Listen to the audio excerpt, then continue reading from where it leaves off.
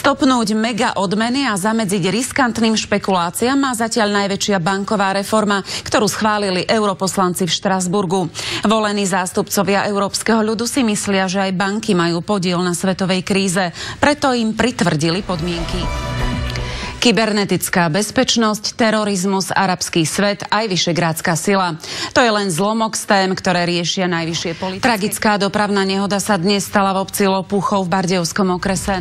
Americkým Texasom otriasol mohutný výbuch. V mestečku West, kde žije početná česká komunita, explodovala továreň na výrobu hnojív.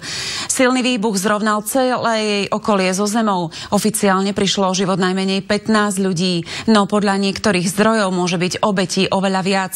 Medzi obeťami sú aj záchranári. Podnikateľ Mikuláš Vareha, ktorý mal štát na fiktívnych obchodoch obrať o 58 miliónov eur, sa na slobodu tak skoro nedostane. Senát špecializovaného trestného súdu ho uznal vinným vo všetkých bodoch.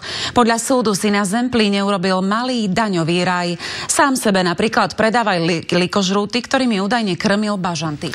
Severná Kórea si určila podmienky, za ktorých je ochotná vyjednávať o jadrovom odzbrojení. Žiada zrušenie sankcií OSN a zastavenie vojenských operácií na Kórejskom polostrove. Americká polícia zadržala podozrivého muža v súvislosti s listovou zásielkou obsahujúcou jedovatý ricín, ktorý prišiel prezidentovi Obamovi.